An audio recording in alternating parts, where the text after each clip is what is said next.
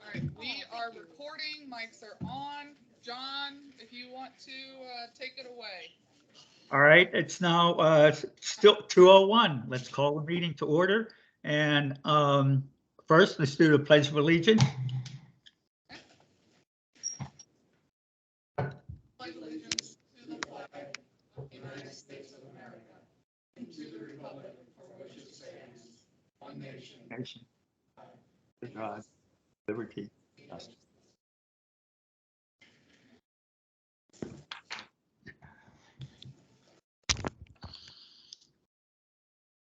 All right, do we have any public comments that we want to start now? We need to allow for extenuating circumstances for you all to join remotely. So we'll need a motion. Oh, yes, we need a motion for us to be able to vote. Okay, Peggy Hall moves that the online members can participate due to extenuating circumstances. Second. All in favor? Aye. Aye. All right, John, before you continue on, we do have Eric Colling from FPL here. So before you approve the final agenda, at the request of Eric, not that he doesn't love everything that you guys are talking about, but if you could move him up on the agenda, he would greatly appreciate that. So if item C, 7C, could move up, he would appreciate that. I am fine with that. Do we have any objections? No. All right, Eric, you are first on the list. Can we do a roll call first? John, you want Here. to do a roll call? I thought we did that. No, But Alan here. Peggy Hall. Marty Mantonfeld. Sharon Cordy. Phil Mason. John Greger remotely.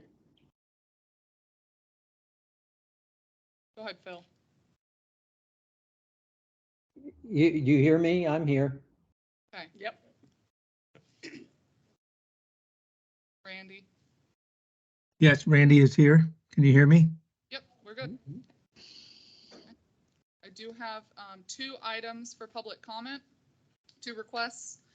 The first would be Bob Geppert as resident, and it's with regards to the budget proposal for FY 2024 budget and a statement on safety and security at Pelican Preserve.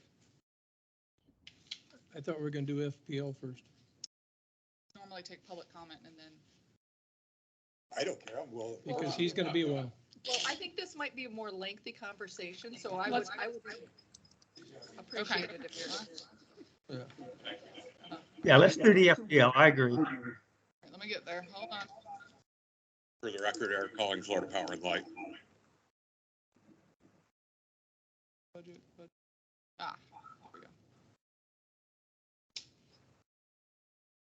Katrina. See it? Is that it? Yeah. Okay. Yeah, go ahead. Want to kind of give an intro to Yeah. where we started? Yep.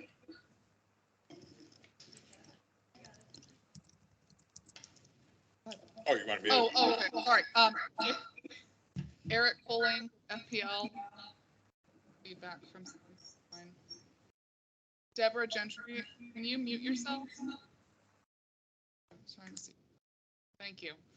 So we started this process, this discussion with the Greater Gateway side, converting all of our district-owned private lighting system to FPL. As part of those discussions, because Pelican Preserve is its own animal and its own funding source, there was a request of the board to consider Pelican with this conversion or a separate standalone conversion project. So we tasked Eric with reviewing Pelican Preserve, mainly the arterial roadways within Pelican. And so with that are his initial findings. And he's really looking for some direction from PPAC and the district on how to proceed, if any. Thank you, Chelsea. So what I wanted to kind of cover today was just a very high-level overview of what the request looks like. Try to lay out some budgetary financial numbers in order to determine if this is something that, we want to move to the next step, that the advisory committee would like to move to the next step. based on the direction with regards to the streets and areas that would be pertinent to this project, went ahead and actually marked the existing lighting locations. I actually went back a little too far within to the clubhouse area. So if you look there, there was a total of 143 lights that I had marked. What would be applicable to the project here, from my understanding, would be 118 lights. Again, we're talking about the decorative pendant style lights along the main boulevard, as well as, just by chance, did I have a map in there? I'm not sure. That was in maybe a previous. I don't think so. No. Okay. Thank you. So and I can provide you with a map after that shows exactly which streets that we were looking to address. Again, these are, I believe, part of the district, if I'm not mistaken, but are funded through the Pelican, I guess, association. So essentially what we'd be looking at would be a remove replace program, which again, this would kind of mirror exactly what we're looking to do district-wide. We would go ahead and remove the existing 118 units and install all brand new FPL underground conduit and cabling, which would be maintained by FPL, as well as installing brand new poles, fixtures, again, which would be maintained by FPL, similar to what you've got within the existing community and some of your HOAs, within the post-top type lighting. Again, those are units that FPL owns and maintains, and the HOA would then pay that monthly cost associated with that tariff rate. As you can see, what I'm kind of budgeting for would be about $133,000 would cover the removal and disposal of those 118 existing pendant style lights. New conduit and cabling that would need to be installed, roughly about 15,000 feet, I believe, is what would need to be installed. Where the current system is, it's probably on metered circuits. We actually feed directly off of our transformers. And so again, the 15,000 feet is probably a high estimate. What I did was just take the linear footage of the roadway. Again, we don't need to run a direct circuit. We can pull off of the various transformers that may be available and isolate certain areas. So again, it's not going to be in a linear fashion per se. So I wanted to kind of give some high level, maximum budget numbers is what we're talking through today. What's called a CIAC estimate or installation would be a mixture of rapid trench construction method, which would be in the grass areas. We do that actually at no cost. Any directional boring that would need to be done, crossing the street, crossing driveways, there is an upfront cost, CIAC or contribution and aided construction. I estimated that at about $30,000. So what that does is that gets the new 2-inch conduit and all cabling underground in order to feed the new lighting system that we'd be supplying. Obviously, those are currently all decorative units. I believe there was probably within the development order at some point in time when the community was built, it was stipulated that those units were decorative. My understanding is that you probably want to keep the same aesthetic as you currently have. There's two options that we can look at from our catalog of approved poles and fixtures. And this is the style fixture that I think is going to most closely match with what you currently have and what extends beyond outside of the scope of what this project would be. The reason that I particularly looked at this light, if you look at our full catalog, there are some other teardrop or pendant style fixtures. This is a kind of example setup of what the decorative concrete pole 30-foot would look like. My thought process was, and this is going to be dictated by a photometric plan that'll be put together by one of our vendors. And that actually can be done at no cost. We'll cover that. But what I was kind of originally thinking was that in order to maximize the spacing between the poles based on, kind of established lighting criteria that the advisory would like to look at, maybe mirroring what we've done here throughout the district, by looking at the main tree line area, I think we can probably get a higher pole and get more of a spread, thus cutting down on the amount of poles and fixtures that we would need, lowering the monthly cost. Again, this would be at the direction of the board, you know, ultimately what direction you'd like to go. And that was just for the tree line area? Yeah, Not within the community? That's correct. I think when we get into the community area, we're going to probably be looking something more along this line. Again, like I said, the first picture there, that's going to be a 30-foot mounting height. And again, if you scroll up a little bit, Chelsea. Yeah. If you notice here, you can see that what's called a deep skirt teardrop. I don't think you'd want to be looking at the open style. You're going to get dark sky compliance with this style fixture. There's a night picture showing. These happen to be 4,000 Kelvin units. I think you're going to want to mirror what the district is looking at with 3,000 Kelvin, as well as Lee County and Florida DOT is actually looking, it appears, to standardize to a 3,000 Kelvin. So I don't even think we could probably permit a 4,000 Kelvin fixture as reflected in that picture. And these are all LED?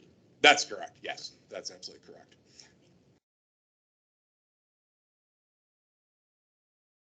So the skirted option that you mentioned there, that does not have a teardrop on the bottom, correct? It's just an open bottom? It actually has the LED chipset recessed in there. Aesthetically and functionality wise, very similar to the other units that are out there that are currently LED. And scroll back up, please. So I think we've covered what the removal would look like, what the upfront for cost of installing the additional or new cabling that would be needed. Kind of the next thing would be what is going to be the ongoing cost for the rental of the pole, the fixture, the energy and maintenance, which is all included within that rate. So back up for a second, the energy, the usage? Yes. Additional clarification needed there? Just that would be inclusive of everything, the That's- HOAs, or we would not have to be paying for electricity for lights. It is built into the LT1 All right, lighting just want rate. to make sure. Yep, that's correct. Up a little bit, please. This way or the other one? Up or down? You're perfect right there. So the estimate for the decorative concrete poles with that style fixture, again, including the energy and maintenance, for 118 units, it's going to average probably right around $51 per unit per month. So that's going to equate to about $6,000 on a monthly basis for 118 new units that we would own and maintain. The other additional cost. The decorative concrete poles, Yes. is that different than what we just saw in the pictures you provided? Nope, that's the same thing. It's That was the taller one. that's Both, as a matter of fact, in both pictures. They're both concrete? Yes, they are decorative concrete, correct. Oh, interesting. Yep. Is our current conduit not sufficient for your 2-inch standard? That is something we could explore. It is a new program that we are instituting for our governmental customers, counties and cities throughout the state. I don't have that answer right now. It may be. We do have an inspection process. We're working through a pilot program right now on the East Coast. There is a possibility to look at that. I haven't spoken to it yet because, like I said, we're in the pilot phase right now, but I believe that is something we could potentially look at. There may not be then conduit there. I know the existing distribution system or lighting system within the district as a whole is actually direct buried cable. The comment was made that they're, just for those that are online, the comment was made that old Pelican lighting systems are roughly 25 years old right now. That is right about at the cutoff or when the kind of standard change was from a direct buried wire to wire in conduit. So we can further explore that. if need So be. we have right now direct buried cable? I don't know what you have currently. Yeah, would be a little further exploration on that. So that adding to the 6,000, there is what's called an additional lighting charge. That is part of our LT1 rate. What it did is it actually brought some transparency to our previous costs, which just had a bulk number. It's about 4.5 cents per linear foot, and that is for maintaining of the conduit. I'm estimating, and I think I'm estimating pretty high on this, to be honest with you, looking at about $1,000 for that additional lighting cost, which again, that's covering the maintenance of the underground facilities that are there, any of the handholds. There's going to be a handhole or pole box at the base of each fixture. That's where the connection is made to the actual pole and light fixture. So that gets you to about $7,000 on a monthly basis for those 118 units. Which those could fluctuate depending on the review of the photometrics. Yes, The number- absolutely. The number of poles. What I'm looking at now with all of these budgetary numbers would be a 1-for-1 replacement of what is out there. The photometric plan, based on established criteria by the board, we may find again that we need less. If you want to look probably at the higher poles along the main boulevard, some of the shorter poles, I don't know. That'll be dictated, by that photometric plan. Yeah, okay. So again, just kind of giving some basic framework here to see if it's something that the board wants to initiate kind of that next phase. I'm not going to really cover all this information here. Essentially what I did was I wanted to kind of lay out the difference between what a capital upfront cost would be should the community look to maintain their own existing lighting system. As Bob alluded to, as well as on the phone, the system is 25 years old.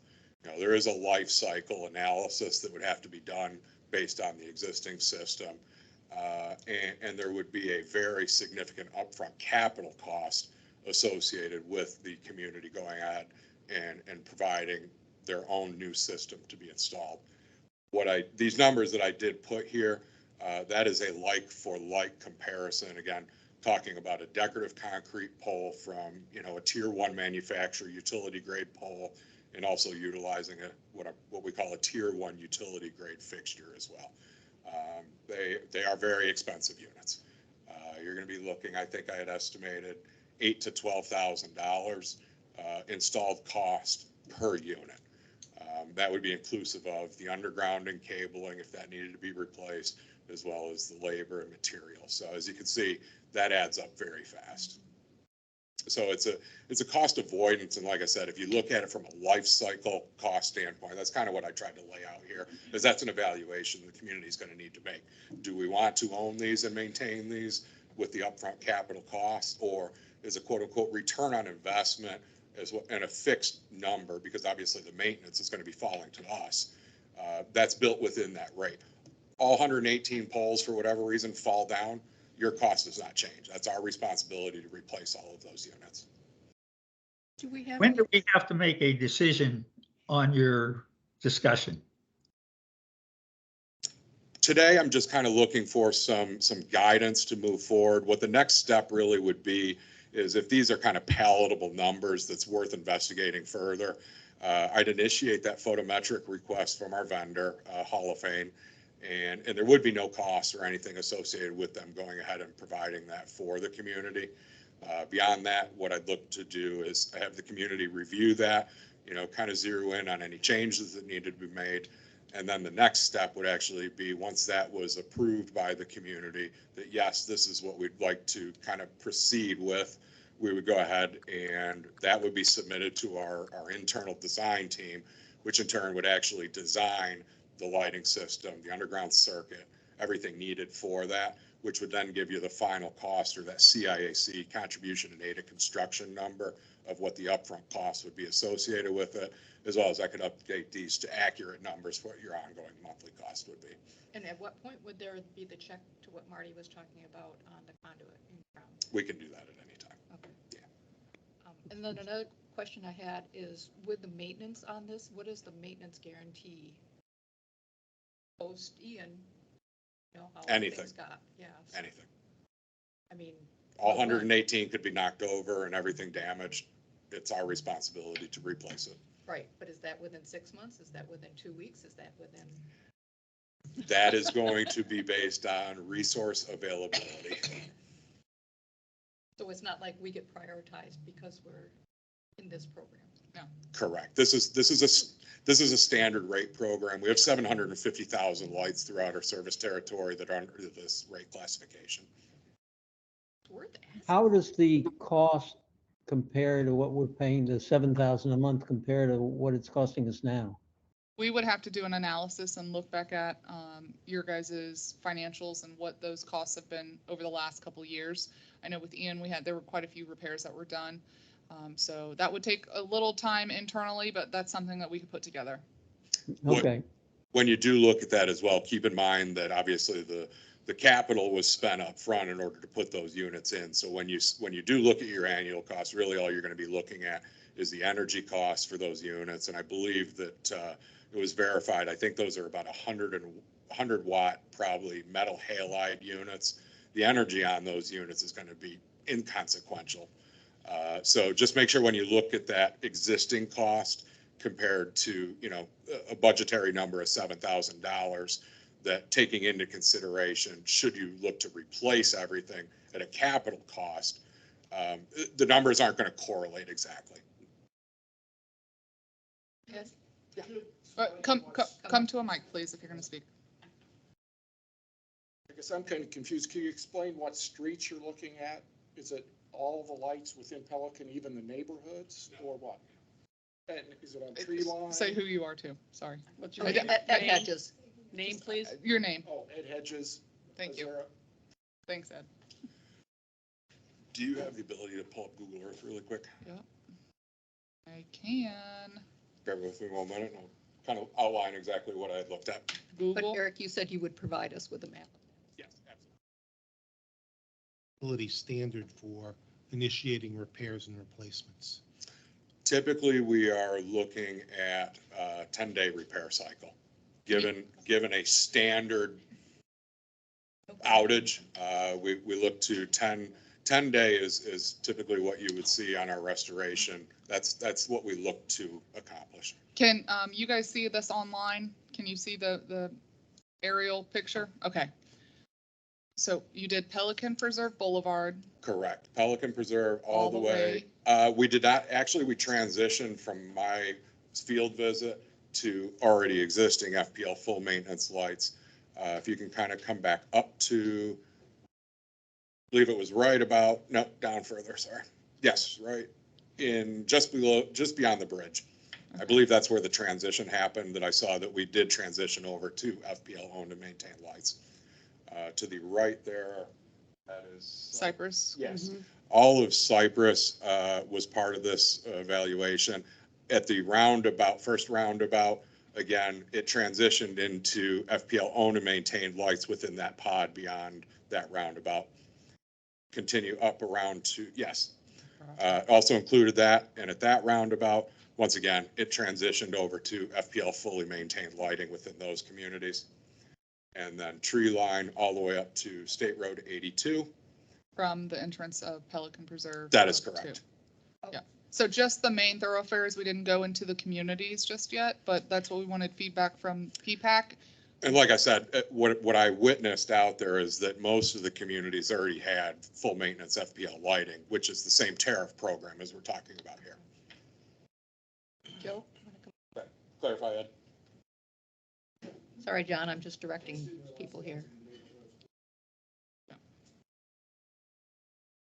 Thank you. Joe Schofield from Carina. About 4 years ago, we upgraded a lot of the lights to LEDs in Pelican Preserve with the idea we would be saving money.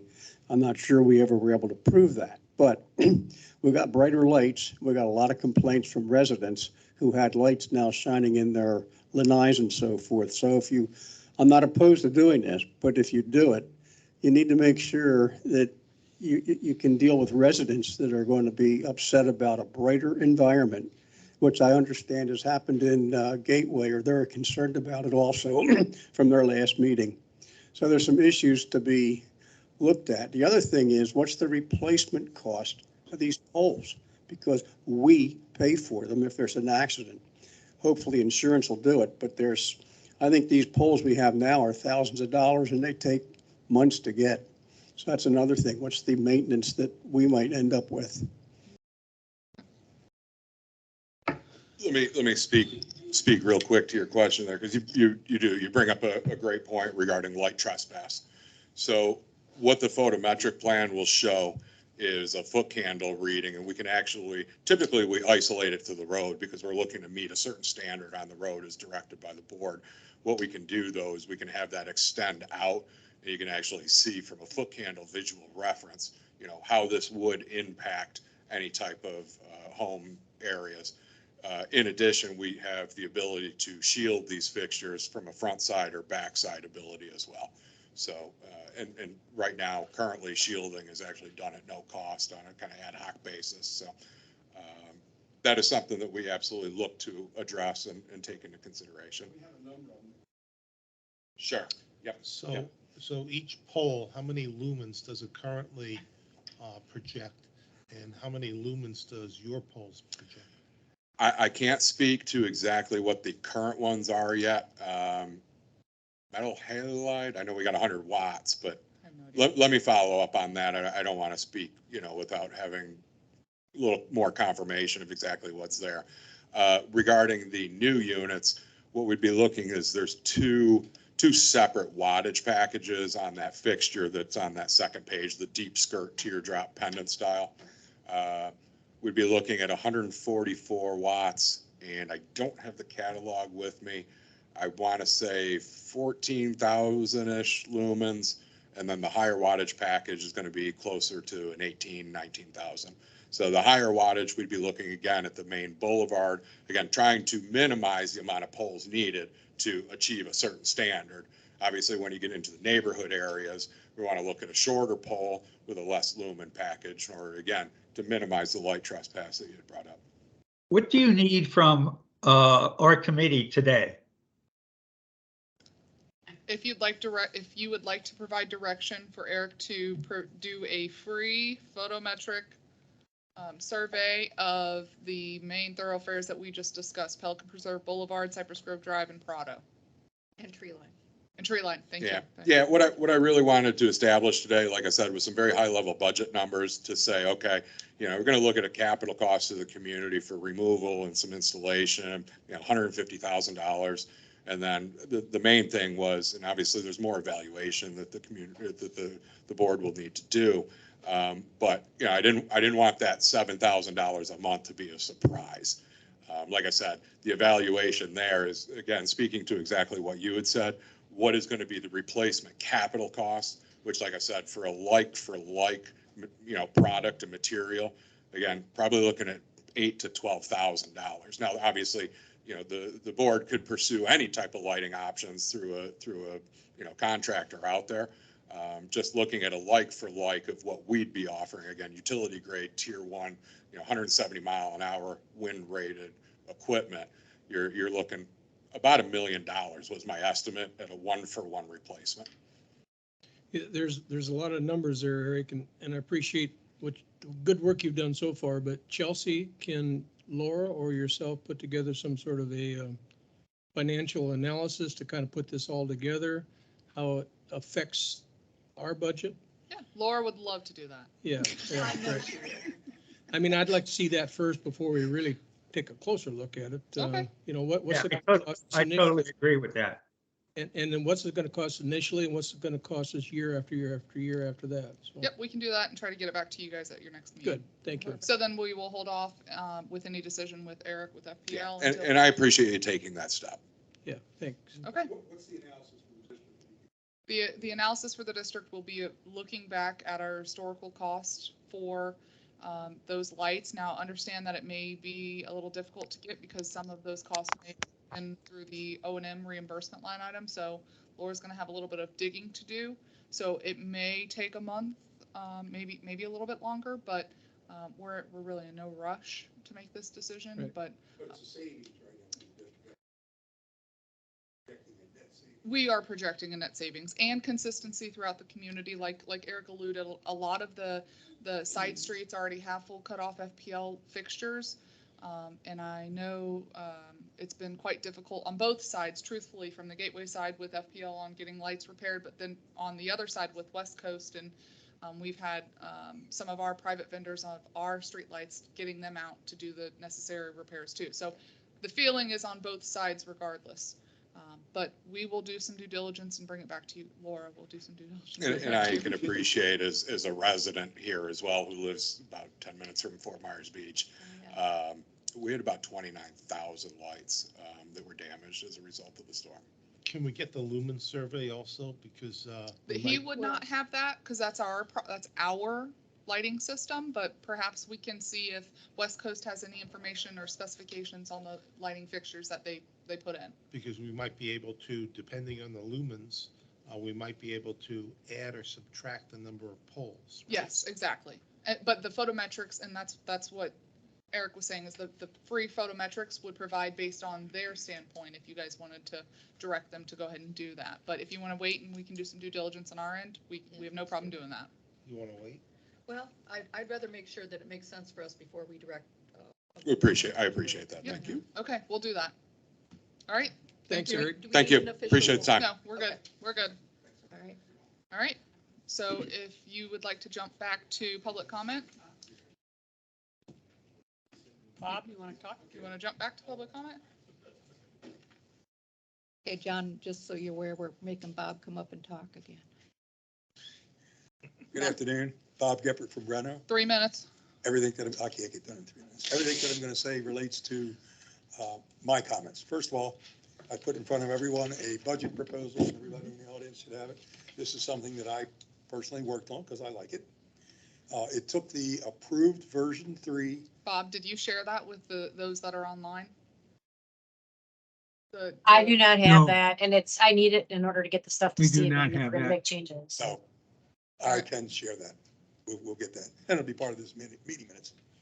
But anyway, I took the budget and in front of you, if you look at the budget, the 12-page budget, if you find the item that it's titled operating expenses on page 16 in version 3. Bob, just give me 1 second Sure. so I can try to pull it up for those that are online. Okay, Let me just forward this to the boardroom. take us off my 3 minutes. Can you send me a copy of it too, please? He did. Bob already did. Just give me 1 second. See how long the interweb takes.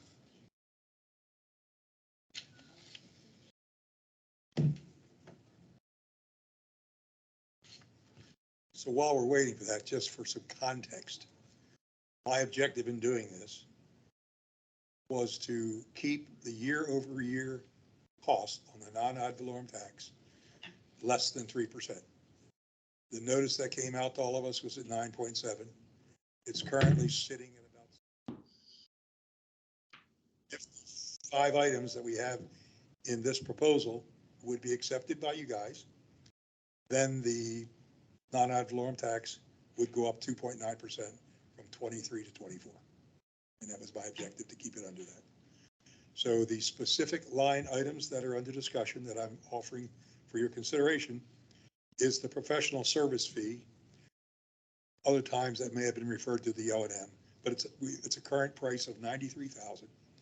This proposal is for a $60,000 fee, a reduction of $33,000.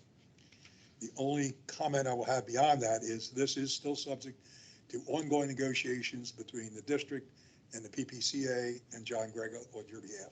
So whatever number they end up with, then that would be the number that would go in here. But it should not, or hopefully it won't exceed 60,000. It can always go below. Under the safety and security budget, we have 2 items of opportunity. The first is the pressure cleaning, currently budgeted at 62,000. I'm proposing that could be handled by the future full-time person over here at the district with a net savings of 62,000 from the budget. And then Bob, just to clarify, sure. Where's the machines coming from for that? Does Gateway have machines? That'll all have to be purchased Yes. to do that, yes. We'll have to acquire tools, uniforms, and whatever necessary equipment is needed, pressure washer, whatever, that would have to come out of your Pelican budget, which either could come from reserves or you guys could move money as part of these reductions. And we don't know that right now, Peggy. It's a great Okay. question. Like we're currently paying $4,000 for a maintenance card. You know, that again will go away because whatever transportation is provided over here. And that will be a further cost somewhere down the line. But the year-over-year savings should be real. That's 62,000.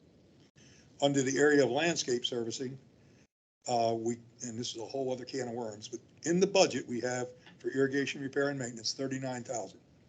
historically, I couldn't find any year when we went over 7,000. But after saying that, I can also tell you, we really don't have a clue. But we have a group going into irrigation in the next year, cooperatively with KW, to understand, and the golf course, to really understand what our irrigation costs are. But I do not believe that we've spent a nickel. I don't think we've been charged a nickel. We should have been, but we haven't been, just because that whole thing's a mess. But regardless of all that, I was recommending we drop from 39,000 to 19. And again, 19 is almost 3 times more than we've ever spent. So that's another $20,000 savings. In the waterway management, we have 2 opportunities here. In the conservation and wetland column on page 19, version 3, we currently have $140,000 in there. I'm recommending that we get down to 110, and that the other $30,000, which is primarily for the 4 bridges around Conservation Area 6, to be paint, sealed, or whatever it is we're going to do, that again would fall into our hourly maintenance person. And then the last item is the downspout initiative, reducing that from 185 to 174. And Doug said he can handle that $11,000 savings, basically just inefficiencies as we close that project out. And where that number came from, quite candidly, was to get us to the 160, to get it to 2.9. We needed, after the first things were done, we still needed another $11,000. So the net savings, if adopted, would be $160,000, which would, if PPAC recommends it, that will go to the board. And if adopted, then we'll hold our cost down to 2.9. I've covered all these with KW and the Community Association, and we're. And you said Doug signed off on Yes, the Doug is, I water? talked to Doug, I talked to Mark, I talked to Jennifer, I think. I'm still a little confused. What would be the, you said 2.9% for single family, is that this year? Do you guys Or want the to year discuss after? this now, or do you want to wait till the budget line item later? Because we do have one other public comment. But it's totally up to What you. do we, Simply, the current year, what we're paying actual, goes up 2.9 for next year, if that answers your To question. 2024? Yeah, this is all related to the 23-24 fiscal year budget. Rather than the 7.9? Exactly. All right. We reduced from 7.9 down to 2.9. I suggest we continue this discussion and wrap it up, since we're on it. I just want to point out that that is not a guarantee that it's 2.9%. That's Bob's calculation, not what will actually come out once we crunch the numbers in the budget. So, These numbers came from Stephen Bloom yesterday, Laura. okay, well then that's fine. I didn't realize I missed that you said that. You didn't, I know you didn't. Thank I you didn't for- say it, but I sat with Stephen yesterday and we went over and got to the 2.9. They'll be very close, certainly. Is PPCA comfortable with the 60,000? No, no more than I am, but it's a common number that we've consensus on. They'd still like 93, I'd still like 33. But I don't want to speak for them. This was an accommodation that we reached. There are internal negotiations between the community association and the district, and the number that was provided based on the scope that was discussed at our last meeting was $60,000. And so that has been, we have not replied back to them. That has just been the number based on the scope that was written. And it says right on here, it is subject to the further negotiation. If they can get more out of the district, oh, praise the Lord. So But we capped really at can't 60. count on the 2.9 yet at this particular point. Well, at this point in time, if it stays at 60, 2.9 will be accurate. I wouldn't focus on the percentage. I would just focus on the budget items. Right. Sure. Not Anything that is Bob's good. number is No, wrong. I just- understand. I totally agree. This was an effort at a budget. Yeah, we won't be able to commit to the percentages until the board actually finalizes whatever they're going to put in the budget and Stephen does the final calculations. So do you guys have anything else for Bob, or we want to allow Nancy Straw for public comment? Can we move on for public comment? We can bring, you're more than welcome. It's your meeting. You can invite him back up or any members of the public back up. Well, I'd like to come back up for safety and security after we get this one done. Thanks, Bob. All right, next I have Nancy Straw with regards to the O&M budget. Thank you. I'm Nancy Straw, 10505 Diamante Way. I just wanted to update you. Chelsea already referenced this, and so did Bob, but we are actively negotiating now between the Community Association and the Gateway Services Community Development District with John Grega, Chelsea, Laura, Faye, our board president, Jennifer Lewis, and me on the committee. And we've had several meetings, 3 maybe meetings so far. And our current number where we are, we're talking about the possibility of eliminating the O&M agreement and going to 2 agreements as was suggested at your July 13th PPAC meeting. That's where we are right now. I would characterize the negotiations as going well. They're not done yet, as Chelsea also said, and then the agreements both would need legal review by both the Community Development District and us. So essentially, the O&M agreement that's in effect now is still in effect, and it will be until we receive written notice that the district's going to terminate it. And so the earliest that could happen now, if we got notice today, would be November. So we would like you to consider keeping everything in the budget that's related to the O&M items status quo, like safety and security in particular. You got an email about some of this stuff yesterday too that Faye sent out to you, but we'd really like the budget to remain status quo because we want to be sure safety and security is included at the level that we've become accustomed to. That's really important to us at the Community Association, and I think that's about it. Yeah, that's all my notes. So unless you have questions. So just to clarify then, safety and security would remain underneath the O&M agreement invoiced through Jen? No, it would stay in the CDD budget as is, which means that all 3 of the subcommittees now, as of October 1, would be under the district. Okay. All the bills would be paid directly. The contract will be with the district. And I think that's going for bids next year, but good question, Peggy. It's the board, this is their committee. Yeah, this They is the want- safety and security part that I mentioned I want to come back up to. At the present time, there are proposals, have been proposals, that the rover, the cost for the rover, fall to the community association. That the cost for town center walkthroughs or whatever we do there, and the cost for monitoring our RV lot would come out of the PPAC budget and be borne by them. Now, that is a position. What I am going to advocate that we do as a PPAC is, since we've been doing these functions for the last 25 years, continue them. They're currently in a current contract. We'll keep them in the next contract. So there is no change of payment responsibilities or anything else. PPAC is going to do it. We recognize that the town center and the RV lot are not specific assets of the CDD. However, for the overwhelming benefit of our residents, these functions are very important. So because they are such important functions, we're hoping to persuade PPAC to recommend to the board that we will continue them in the way we have for the last 20 years. Bob, I need to clarify, those areas are not part of the current contract. They may have been getting done, but they're not in the contract. So if you want to ask Weiser to do those things, we're going to have to ask them what it's going to cost. Okay, and my answer to that is, well, first of all, you need to educate me that, because when I looked at Weiser contract, it was there. But it be that as it may. The old Securicast contract had it all in there, no question by anybody.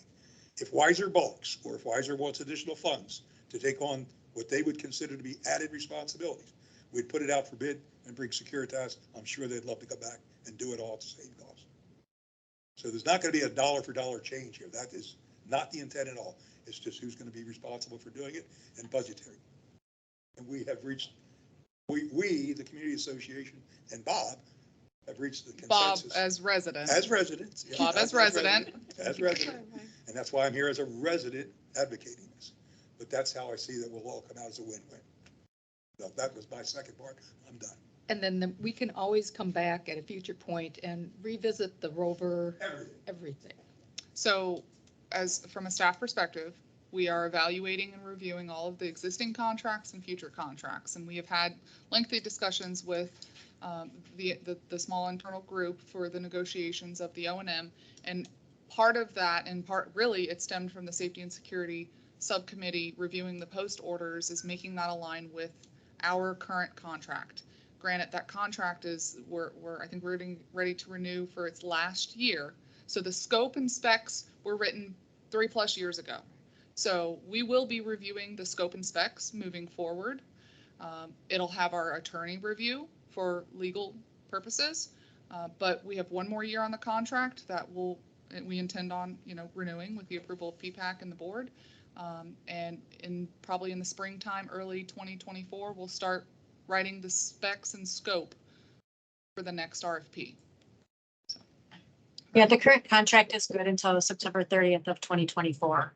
Yeah, so we got one more year with it. All right, so I have no other public comments. Well, hang on, Joe Schofield would like to say something. Is this in regard to one of the topics that we're talking about here? Or? The current contract. Okay.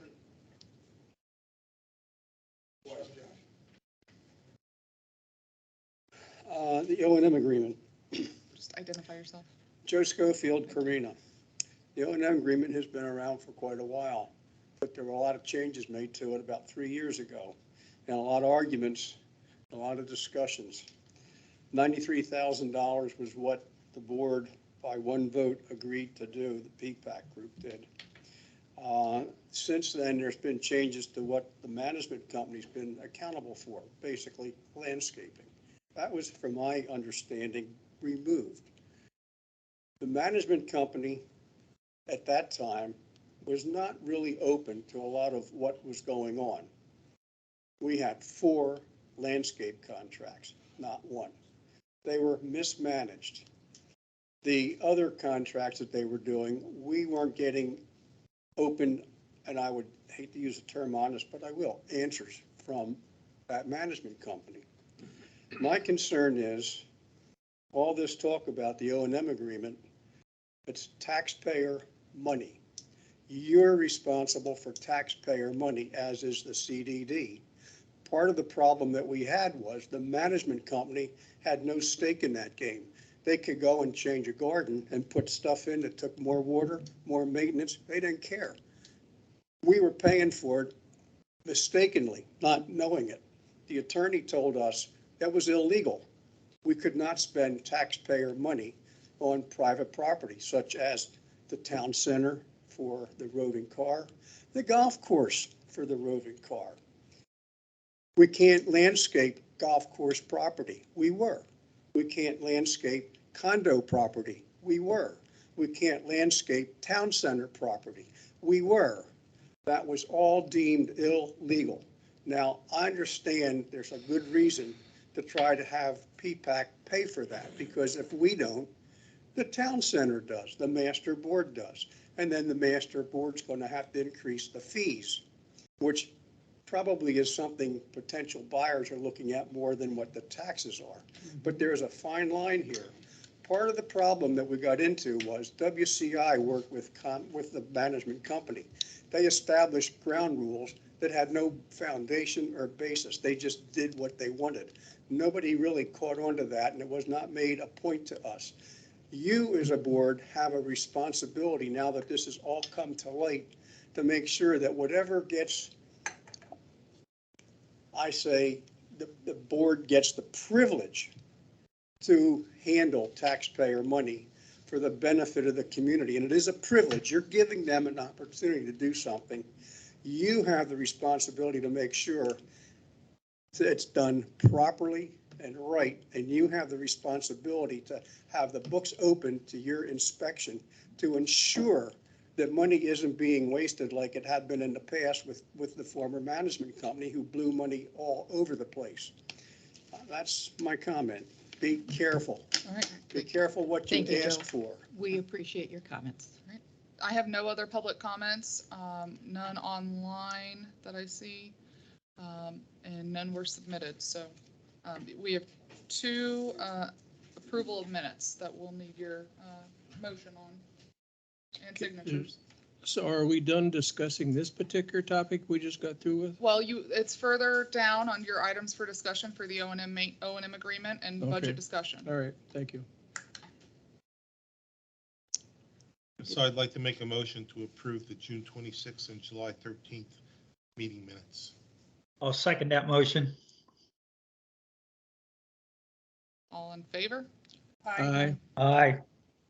I have a couple of very minor changes, but I'll get those to Laura. Okay. They're typos, effectively typos. Okay. Please send them to Georgia. I'm on PTO. I'm not even working today, so please send them to Georgia. Okay, birthday girl. Oh, happy birthday. All right, financial report. Thank you. We didn't approve the July one. You said the You June. said both. Oh, you did? Yeah. Okay, Nope, all right. that's not one. Okay, here's your financial report. So I don't, Laura, do you normally have There's- access on this? No, it's just an FYI, because it's done, so Does anybody have? there's no action. I thought we were going to try and have a real financial report, not something scribbled on the back of a bun bag, frankly. I thought we were going to have something that would show our, some semblance of what our expenses and revenues and expenses are and a modified balance sheet. Yes, we're working, Laura's working on that. We do get our financials that are included as part of the admin agenda, admin monthly report at the board's meeting. I know Laura's working through some issues with the system. Yeah, part of the problem that I have is that the financials are due from Infomark the second Thursday of the month, which is the day you have your meeting. So I don't have any time to get current financials to you before the meeting. So these are the reimbursement requests that we can get to you, but the monthly financials are in the board's second board meeting packet under monthly reports. But you can always, if you'd like a copy, you can always make a request to customer care. So the timing is what's off, Phil. But we can provide what, June's report, but you'd be a month behind. Yeah, I can give you June's, but like I said, the financials are due from Infomark the same day you have your meeting. So there's no way for me to get them in time to get them into the agenda. I think even with a month's delay, it would be good to have them just for us to be Okay, able to. well, as Chelsea said too, they're in the board agenda, which is actually, that's published, so they're available now. Okay. The packet will be published tomorrow, but yeah. I do have a question regarding budget. I'm sorry, regarding financials. Unassigned reserves. Bob Gephardt told me yesterday, and we discussed it, that any savings from the ponds group and from the security group and probably from the landscape group would then, at the end of the year, would then go back to those particular groups. I was of the understanding that any savings that we had would go into unassigned reserves so that we would have that as a fallback the following. I can comment on that. I guess that's up to you guys, how you want to handle it. Pelican is unique there. The rest of the groups and the funds all go back into a general unassigned reserve fund. Pelican elected to set up a ponds one, a landscape one, and then I'm assuming next year there'll be a safety and security one. So each of those areas, whatever they don't spend, goes into their respective reserve fund. It's not like it's kept separately at the bank. It's all in your Pelican bank account, but on the books, they're kept separate. So if you don't want that to happen, then that's a policy change, and I would need to know that before Sonia closes out the books next month. And then any of those funds would roll into your general unassigned reserves fund instead of the specific subcommittees reserve funds. It seemed to me that was a fund that we used quite often for different things that came up, that we'd have to apply 35,000 for this project or 25,000 for the other project. So we need to have some funds in unassigned reserve somehow or other. So well, I'm curious how that's going to be replenished. Well, I think what'll happen is if the landscape one didn't have one for this year, so they'll have money because they didn't have a budget until this year. So there wasn't anything to move until the end of this fiscal year. And the majority of the money that you guys moved from your reserves was actually for landscape projects. So they'll have their own reserve fund. So you can tap into those first. And then if you needed more than that, it could come from the general unassigned reserves. So PPAC wouldn't have any saying, and if they had a reserve there, we would not have a saying in what they're going to spend? Oh, no, you still have to approve any transfers from a reserve account would have to be initiated and approved by PPAC. What PPAC approves is like the budget line. So Mark and his committee can spend whatever they want as long as it's on their budget lines. But if they need more money than the budget that you approved, you would have to approve moving money from reserves to wherever they needed it. So will there even be an unassigned reserve account? Yeah, absolutely. Where's Because that? there are other, How I does mean, that there's other manage? things in there that would fall into that, like the stuff that we budget for the administrative costs, for example. And if we don't expend all of the O&M fund that was in there, that would all go into unassigned. So it would be basically anything that's not landscape and not ponds would go into unassigned for So- this fiscal year.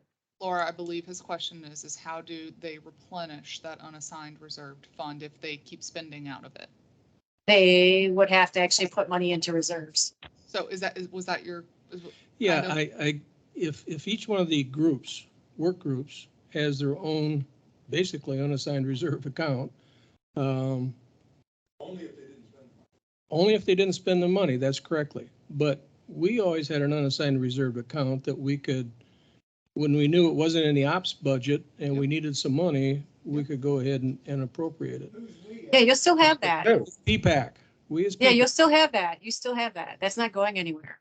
Okay, I understand, but where does, if they're keeping their own savings, then how is ours replenished? How is our unassigned reserve account? Yours would, your unassigned reserves can either be replenished by a conscious choice of moving money there, or there are other areas of the budget, like I said, like the O&M fund, if we don't spend all that money, and any of the administrative items at the top, if the operational administrative stuff, if that doesn't all get spent, that goes into your unassigned reserves. So your under expenditures go back to your general fund. Correct. And then, or if you chose to, with the budget, add additional funds for those reserves, those are the two ways it gets replenished.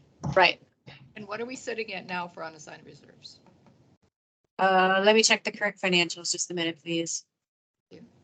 Yeah, I believe we have a pretty substantial unassigned reserve account. Yeah, if we're gonna spend money on it, it won't be that way forever, but, No, I agree. But it is big. It's very big. Yeah, it's over $1 million. I think we've had a number of cases where projects we just couldn't execute and they just rolled over because the year ended. Yeah, this is Bob Geppert. A little bit of history. The only thing we've been talking about up till now is ponds. And the money, it was a conscious decision by the PPAC board to roll those funds over to accumulate. At one time, ponds had over $1 million. And the purpose was that we didn't have to come back and approve things, that the money was already there to do major projects, like the downspout initiative, and there was a couple of the aeration. There was a couple of things we did. If that's no longer appropriate, then you guys can change that. I mean, totally. And currently, landscape is in their first year, and safety and security hasn't started. But if they underfund, that's your decision where the money goes. It's just that as a setup place, you chose consciously or otherwise to duplicate the setup we had for ponds. In other words, the ponds money stayed. I don't know if that helped or clarify or not. I'm only one member on the committee here, but I don't see the big advantage to have back to each of the work personally, but. And that's certainly a topic for discussion. Hey, this is Doug Zanner. Can you hear me? Yes, Doug. Yes. Yeah, Doug Zanner. I'm the president or the head of the pond subcommittee. Most of our stuff that goes into reserves, Alan, are like at the end of budget year. There's projects that we have put into our budget to be spent, and the projects don't get done for delays in the project and stuff like that. That's where the majority of that money, for at least for ponds, goes in there because the project wasn't completed, wasn't built, and then it goes into the ponds reserves. And then if we don't have enough the following year to pay for that additional expense that span calendar years, we come back to PPAC and we ask for reserves to be moved to cover that expense that should have been done the year before, but because the project wasn't completed, was not built. So that's how ours work the majority of the time. Thank you. Okay, I have the numbers. Right now, you're sitting at, as of July 31st, you're at 2.8 million in your capital reserves, 100,000 in emergency, 90,000 in your ponds, and 1.7 million unassigned. Good, thank you. You're welcome. I think we're well funded. And Alan, I would suggest that if necessary, if one of those funds built up to an amount that we thought was out of line, we can move the funds. If the individual, one of the individual subcommittee accounts Just gets think too of big. cargo. And then just to be clear, these are invested funds within that investment cycle that we worked with. I can't remember. And his for name. Mark, I believe that's Laura, isn't that, he has that separate, correct? He didn't invest. That's separate. Yeah, if you look at, scroll, do you still have the financials open? If Yeah. you just go up on that same page, it actually shows the treasury bills. Same, just go back up, Ladder, that's the term I was looking for. Thank you. keep going. A little more, right there. So you're the second column, so you can see your money market account and then the T-bills that we have that were invested for you. Okay. And again, all of these are in our financials in the second meeting. Which will be published tomorrow. Yep. Chair Schofield, Karina, when we established the first landscaping committee and reviewed the needs of the community, we decided that there were several issues that needed to be addressed. Prado Drive was one of them. And we had the board, after we did a study, fund about $100,000 into the landscaping budget for specific landscaping requirements. Planning was done. The plans still exist, although they aren't in action anymore because we have a new committee. But it helped us to have that money so we knew what we were doing for better planning, Alan. So carrying that money over from one year to the next can be part of the business plan that a group is working on so that they know that they're funded to follow through over an extended period of time. And I believe Mark has had access to that to do what he's doing now, which is a really great job. But it's part of the planning process. And rolling it over, I think, is a great idea. I encourage you to continue to allow that. So does anybody have anything else for the financial report? Oh, I did, actually. A couple months ago, there was a question about some balance that was not paid to the O&M, to PPCA. Receipts that were due. Okay. We're still currently I'm still currently auditing that. We're in conversations, very regular conversations with PPCA. So we're working together to sort it out. Okay. All right. I just want to make sure we move forward. Yes, we are definitely going to be resolving that issue. Okay. On one of the financial reports that are attached there, there's still reference made to Castle Group. Can we get that changed? We will confer with KW since that's part of their reimbursement request. And yeah. Okay. So what you all have been waiting for, next would be 7A, the Pelican Preserve Operation and Maintenance Agreement. So I can kind of, we've had multiple meetings like has been discussed. Staff is proceeding as if we would eliminate the O&M agreement and move forward with two separate agreements. And at our last meeting between the community association, we all agreed that that's the direction that we were proceeding. So yes, I'm not going to lie, yesterday's letter kind of shocked me that we wanted to keep the O&M when all of the discussions have been forward with two separate agreements. So KW and PPCA has provided a scope for what we call the PR, the Public Relations Agreement. And then we understand that PPCA is working on the irrigation agreement. So they've taken the lead on that. We've had the new, I'll call the skeleton of the service provider agreement, which was that PR agreement, reviewed and approved by our attorney. All we had to do was plug in the scope that was provided by PPCA. We've done that and sent that back to them. I know that they have a legal review that they have to go through. The number that they provided was $60,000 for the year. The main thing that needs to be discussed today is the dollar amount. The agreements, the language that can be worked through. The current O&M agreement provides for multiple opportunities for the district to get out of that agreement. One of them being that both parties mutually agree that it needs to be terminated. Another option is that 90 days out, which Nancy provided earlier. There are some other options as part of that current O&M agreement. We are continuing to have good discussions with Nancy and Faye. We intend to continue to have good discussions with them. They provided a first draft of scope. The group sat down, we tweaked it, and I believe we're in agreement on the scope of the duties of that P&R agreement moving forward. There are some kinks that we'll have to work out, like was stated in Faye's letter about, a vehicle or the staff person, and we will figure that out. That is, we've already got our public works director anticipating the approval of that maintenance position, drafting and editing the scope of the job description. We've actually offered to send that over to the community association for their review, and even so far as to have them involved in the interviewing process, since they will be working closely with Jen and KW. So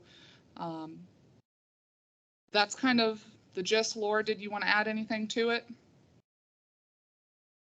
No, I think I'm really excited about the conversations that we've been having. I think we're making a lot of progress, and I think in the end, this is going to be what's best for everybody. Both sides are going to be, it will reflect what's actually going on in the community and have a lot more involvement, so everybody's got more visibility. So then all of the invoices and payments will come out of the district. Right. And then KW through the community association would be treated as a vendor, and then they would send us an invoice, and we would pay that invoice for the services rendered, which as of right now would equate to the $60,000 for next fiscal year. Does that 60,000 include irrigation? No. Irrigation is a secondary contract. Yes, and that is, I'll use Bob's spaghetti. We're learning more every single day. That's next year's project. That is most definitely next year's project, but I believe we will come to a mutual agreement that is beneficial to everybody. So I think they're working through right now the district hasn't been paying anything for the pump house, which is the big concern. We'll work through those. Who owns the pump house? The golf course. We've been on a free ride for 20 years. Yes. Yes. Yeah. So, Okay. So then what is the disparity, whatever the word is, discrepancy between what PPCA has requested and what you've requested? Then if it's 60,000 that we agree to across the board, what is the difference then? You could ask them. I'm not. 33,000. Yeah. I don't want to put words in her mouth. No, that's fine. Faye Formoso, Pelican Preserve. So one thing I do want to comment on, Chelsea, just to make sure that we're clear, right? So there's no misunderstanding.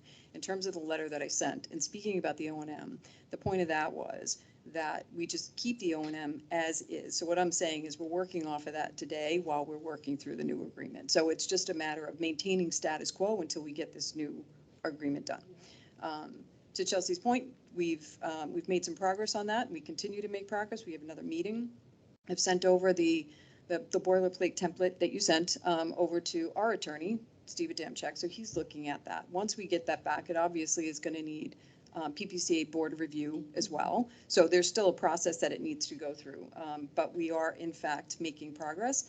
In terms of the 60,000, that's what we've estimated, right, to the best of our ability in terms of based on the scope that we've identified of work. The way I look at this is going to be a transition year, I think, for all of us, right? We don't know what to expect. We have ideas, we have thoughts, but, until it actually goes into play, we're not going to know how it's working. And we all agreed that we're going to need to reassess it. So we think that that makes sense right now. That would cover it. And then at the end of this first year, this transition, then we take a look and we say, okay, how did it go? What worked, what didn't work? And then we can tweak things accordingly based on that. And you're saying that based on a singular contract that we've got now, not the 2 contracts that we're working on? So we're working on 2, right? So one will be the irrigation agreement Right. that Chelsea spoke about and Nancy did as well, right? We need an irrigation agreement. There hasn't been one up until now. CDD hasn't participated in sharing the costs, right? We want to get that straightened down. It's a big bowl of spaghetti, as I think Bob said, and Chelsea.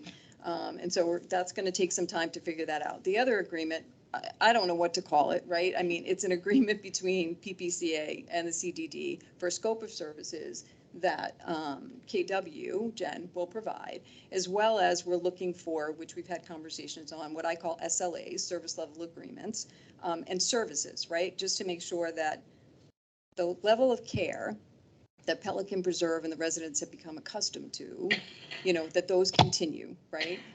As well as the services, and the big one being the gatehouse, et cetera. So all of this stuff, we're talking, we're having good conversation. Yeah, all of that is being discussed. And I think we're, as Chelsea said, and Nancy and Bob, we're making really good progress on it. Does PPAC need to approve month to month the current contract until the new contracts are settled? No. The agreement in place, I believe, is through the end of this fiscal. Right. Unless otherwise terminated, and then it would auto renew. So we would be stuck with it for another year? Unless we chose to mutually terminate or provide a notice with 90 days. And then, like I said, there are some other options that we could terminate. And the 90-day notice has already been given, correct? No, Oh, I thought we had already given that. no, it has not been given. But if we mutually agreed, then it could be terminated, Okay. as long as we came to terms on that PR agreement, which is what I am expecting us to get to. Now, we could unilaterally amend the O&M agreement, that Exhibit B, that says everything that PPCA would oversee, to nothing. Take that out. We can do that without their consent or approval. Now, I think it's everybody's goal here is to work together and come to consensus with this new PR, I call it a PR agreement, service provider agreement, and the irrigation. And I'm confident we can come to that resolution as long as we all poke our attorneys enough by the end of the fiscal. Okay. If I may, Nancy Straw, the issue here is different deadlines. You have the deadline for you now on the budget that will be finalized on the 17th, but the work that we're doing on these agreements that would replace the O&M does not have an August 17th deadline, except the budget relates to that agreement. So yes, the O&M would continue, as Chelsea said. However, we have to have the budget finalized. So it would be your recommendation to the Board of Supervisors. Essentially, the administrative fee is what we're discussing. And if you're okay with the $60,000 as presented, the original number was 93 back months ago, which they met the deadline that they were required to provide us those budget numbers by a time and date certain. They did. But since then, we've had negotiations just like you all have had with the budget, and we're reviewing and editing and tweaking. The number that they have updated to the district based on the scope. Again, it's not, an arbitrary number they pulled out of their hat. We sat down and defined the scope, and the number that they've given based on that scope that we agreed on is $60,000 for Gen services. That is what we need to know if you are good for the August 17th deadline. Will Jen have a budget at all, or is that all that's gone away? It That will all go goes away. It will go away. So basically, the 60,000 is for the work that you do, all the hours that you're going out there spending with probably the district, some of the district people, some of the work group people, so on and so forth. So you're getting paid for your time, Yes. basically, not managing the budget whatsoever. And you won't do invoicing? No. Now, this 93 versus 60 has been something they've been fighting over for, I don't know how long. And so we just need to get down to whether or not the PPCA is going to be comfortable with it, and if Bob or the district's going to be comfortable with it, or do we need to fight over it in order to get it back up or back down? So you're talking apples and oranges now, because the $93,000 that was previously agreed upon was based on the O&M agreement and the oversight and payment I and all of understand that. So now the $60,000, apples and oranges, different scope. And so the number I think is the number that the community association has provided and suggested. And so that is what is on the table. And if the negotiations have been happening internally, but ultimately, if you have some concerns that you'd like for us to take back to that internal group for renegotiations, please let us know. But I'm confident right now that we've come to terms and with the scope and expectations of that PR agreement moving forward. No, my only comment had to do with whether or not everybody's comfortable with the 60,000. I like the direction that we're heading. right. I really applaud the Community work that you guys are association. doing as well. And so we're back to the budget again then, right? Well, Do we need a motion to approve the 60,000? I think that'll come as part of the budget discussions next, but just from the O&M perspective, what I would like to see from the PPAC right now is just some consensus that, we're still moving in the right direction. You all agree with the two separate agreements, and we'll keep proceeding. I think it's working well, going that direction. Yes, please, we'll need a motion. Okay.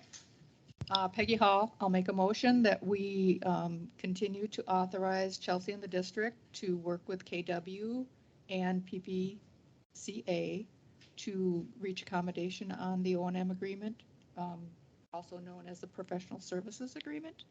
And we support you in that. Okay. I'll second that motion. Aye. Aye. Aye. Hi, if we're voting. All in favor? All in favor? We just jumped. Okay. Thank you. We look forward to those continued discussions. And I know John's been on the call with us, and we do have a follow-up meeting in the next week or two when Laura gets back. So with that, to the much-awaited budget discussions. The elephant in the room. The elephant in the room. So let me know if you would like me to pull up Mr. Gebhardt's proposal, or if there's specific items that you guys would like to go through, and I can scroll to those pages. I think the crux of the changes for the budget are what are in Mr. Gebhardt's proposal. Well, is that what the committee would like to go through? I couldn't hear what she just said. Oh, I said, I think that most of the changes to the budget are actually going to come from this, just based on previous conversations, but it's definitely up to you guys if you want to discuss, if you want to look at the full document. No, I mean, from my perspective, we've looked through this pretty thoroughly at the workshop. And I think the items that were outstanding as of the last PPAC meeting were the professional services fee, which we just discussed, moving that from 93 to 60.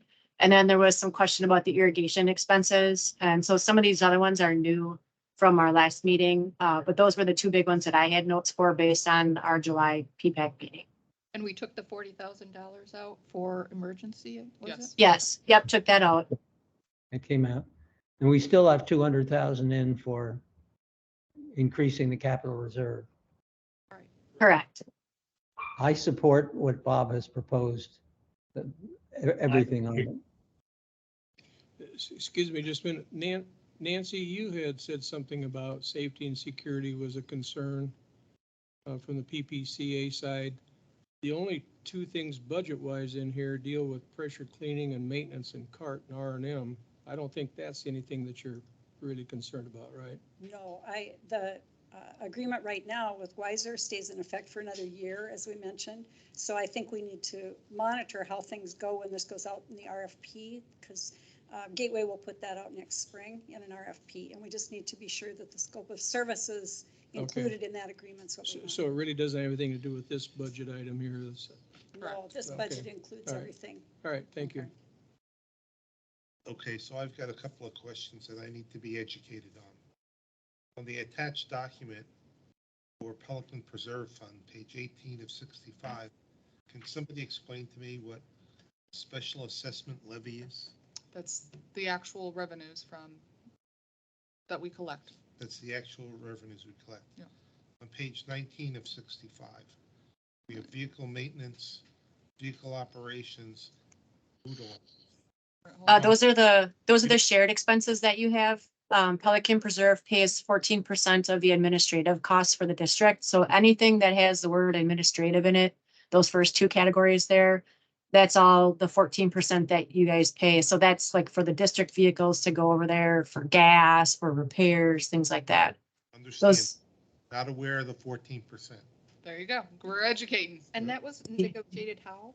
That was part of the assessment methodology. Oh. Bob Bob, wants get- to explain the assessment methodology. Oh, it's actually not, let me I will correct not that. touch- That is not No. part of the assessment methodology. The 14% is actually a number that was calculated by Stephen Bloom based on the value of those particular services that Pelican Preserve receives. It doesn't have anything to do with the assessment methodology. I My will, mistake. I'm still learning too. I'm not gonna disagree, but the 14% came from a Board of Supervisors meeting many, many years ago that recognized that Pelican is a little different than the average community in Gateway. If the assessment and the way we paid bills was strictly on population or homes, we would be responsible for 40% of the bills.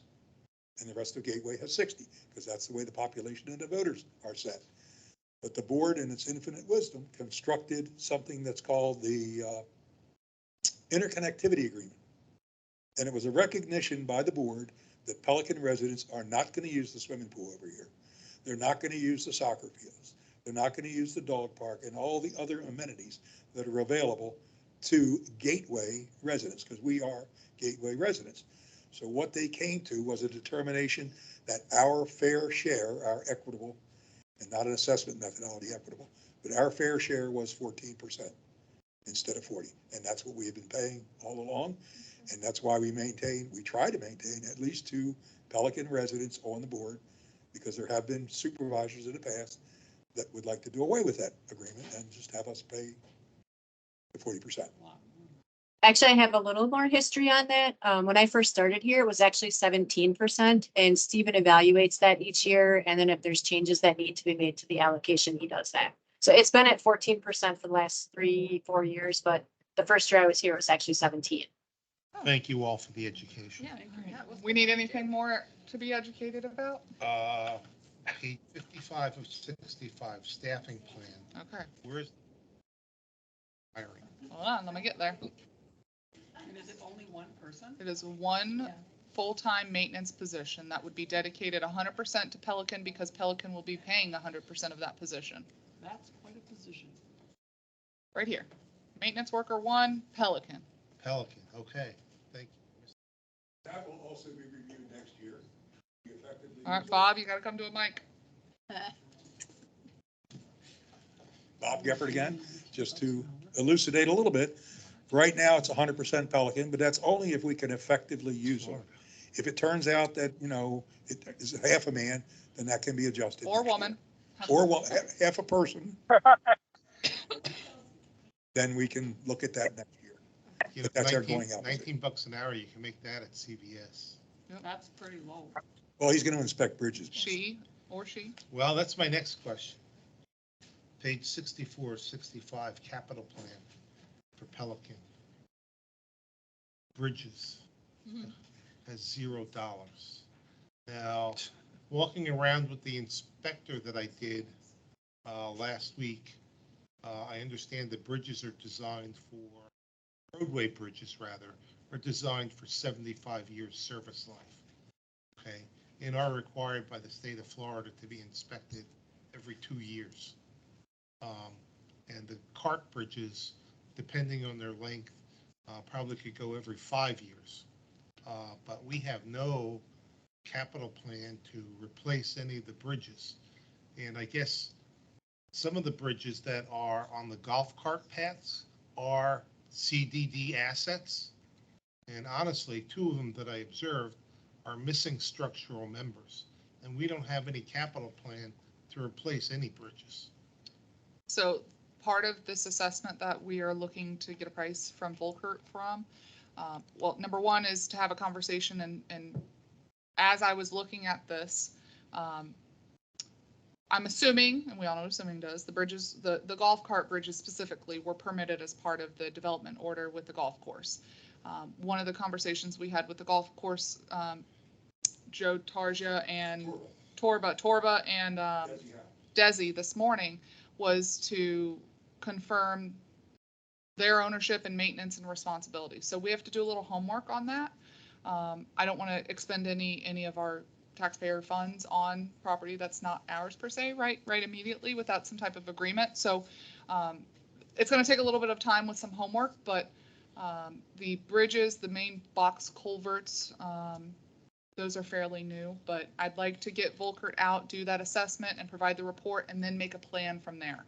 So they are fairly new, and the bigger one is required every 2 years for inspections. The smaller one every 5 years. The inspections would come out of your operation and maintenance, your general stuff, not out of capital.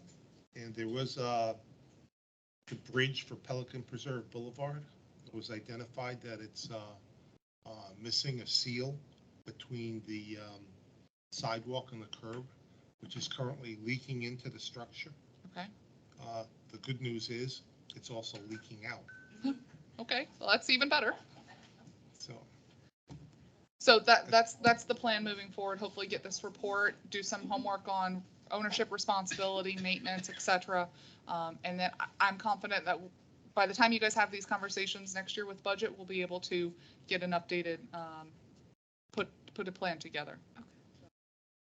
Jen Lewis with KW. Can we look into the bridge that goes from Vicenza over into Brocky Center? Because I think there's some confusion on whether Pelican owns it, whether Gateway owns it. We just need to check the deed on that. Yep, Thank we'll you. do that.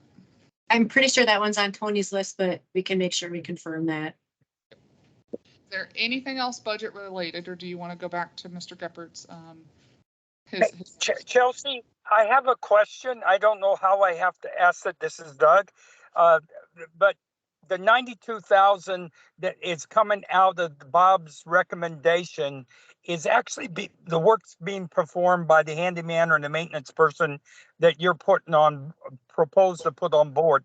Are you okay? I mean, that's 92,000 if you had the 62 and the 30 that we're taking out of the budget and then saying the handyman will do that.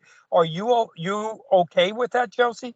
I'm confident a maintenance staff person can pressure clean and do painting. And if they can't, we didn't hire the right person.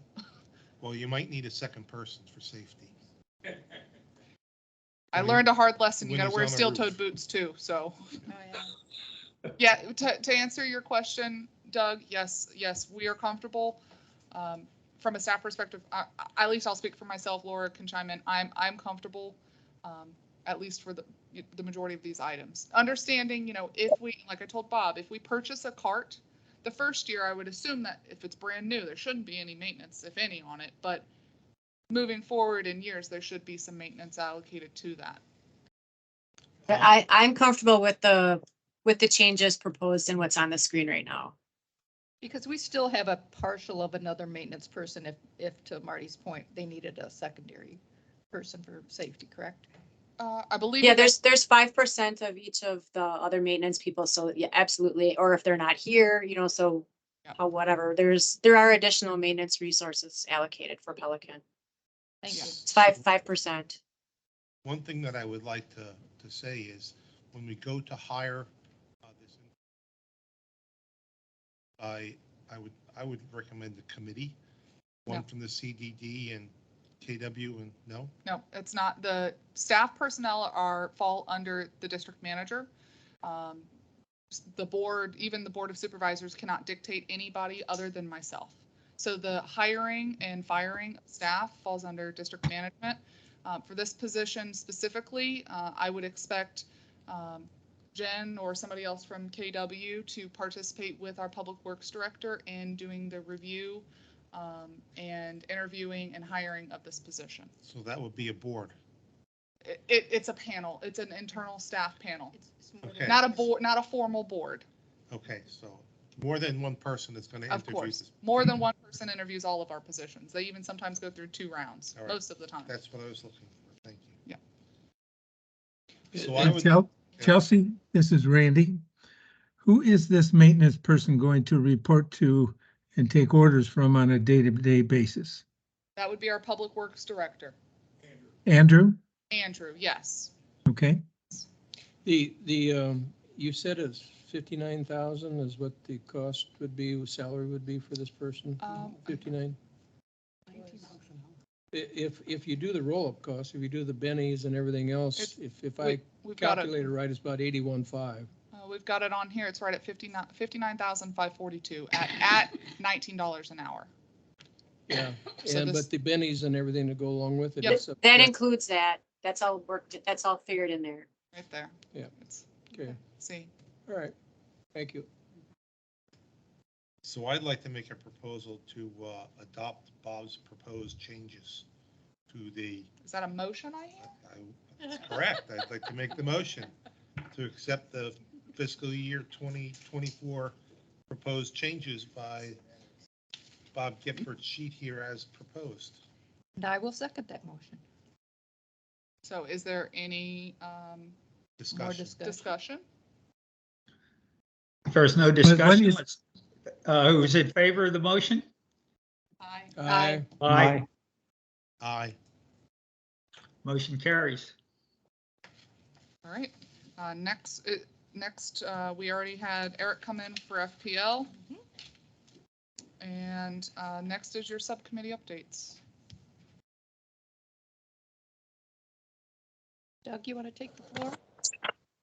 Yeah, I can do this. The main thing, I would just cover the main thing I wanted to tell you about is where we're at with the erosion study.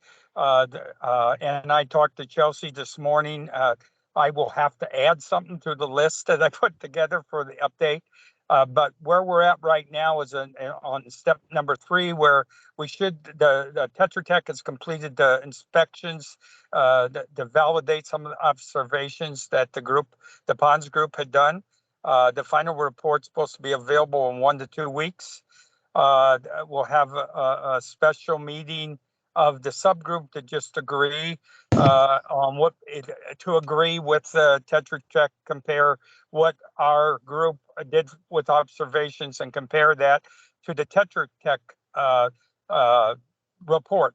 The next thing, though, that I did not know about that we're going to have to add is Chelsea mentioned to me that we're really going to need to use Tetra Tech to do at least some involvement with the specs for the bid process to put that out to bid. A little bit of what requirements we're going to do for the pond restoration. We have some ideas, but the ideas would not be in the bid format. And so that's a step that needs to be added to this before we can put it out to bid.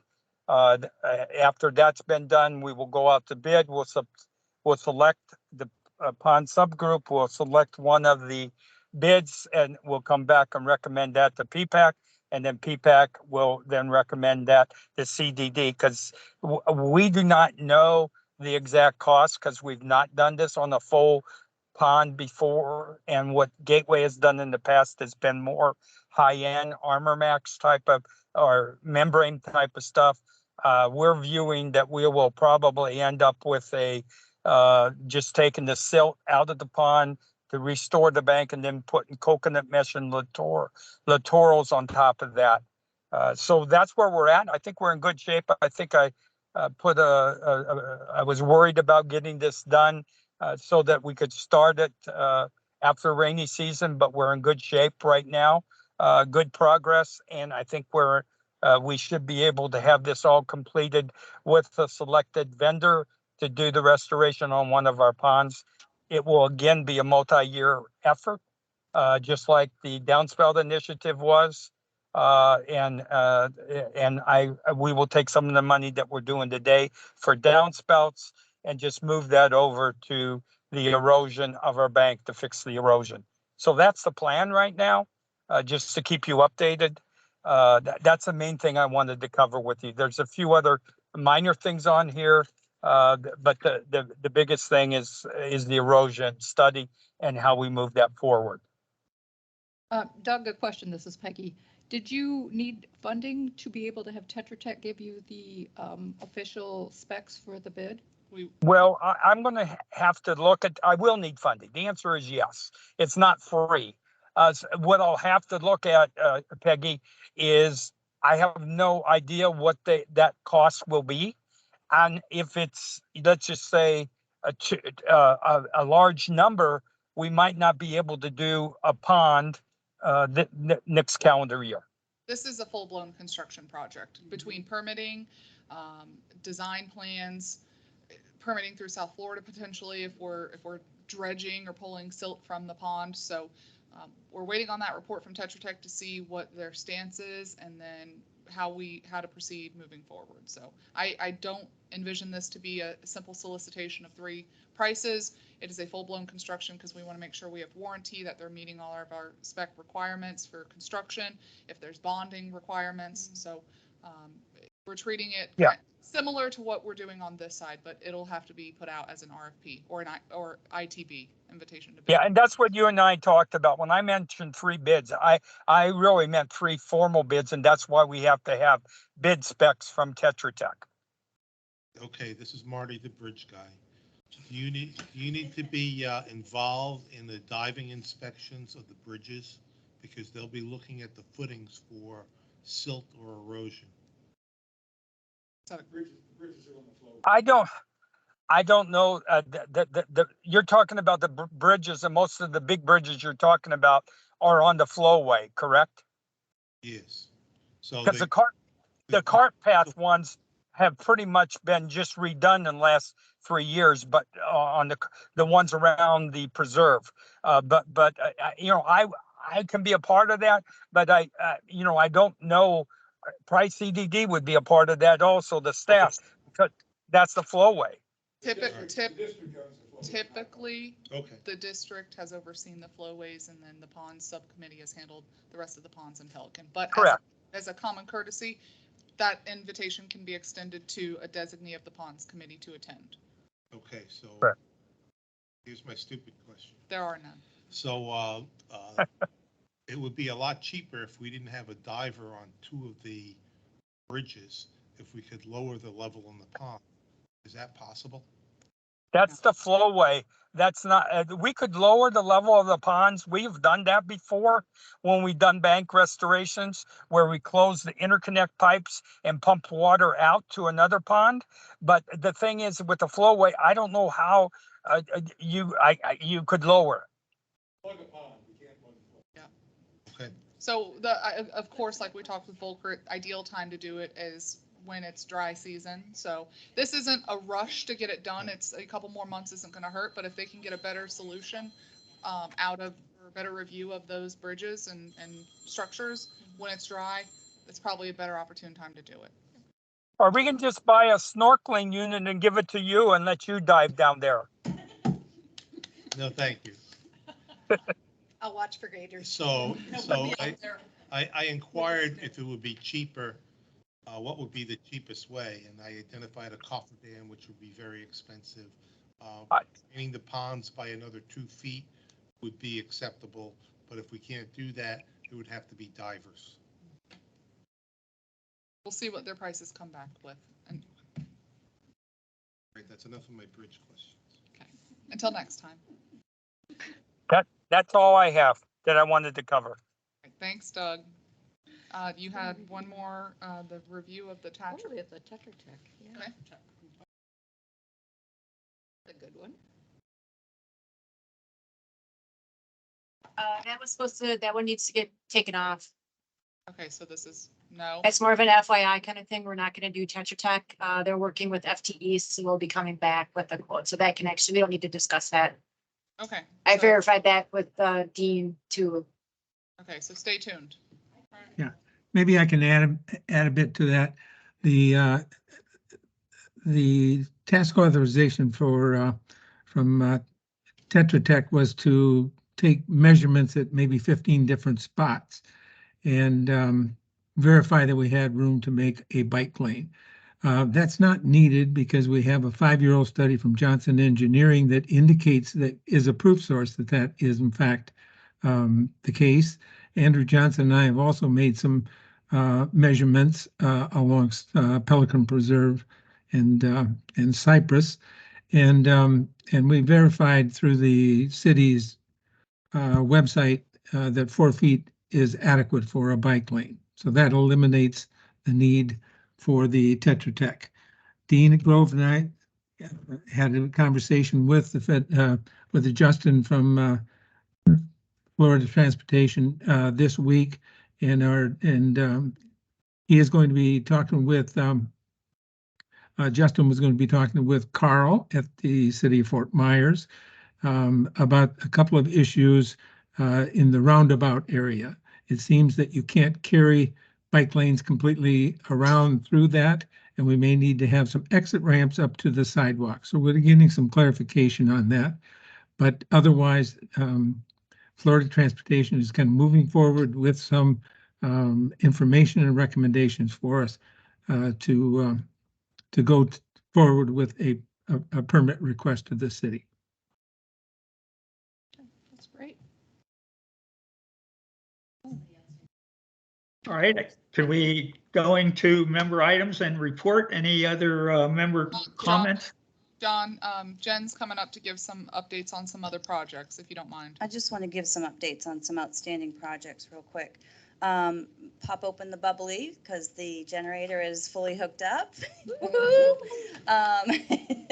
It passed inspection.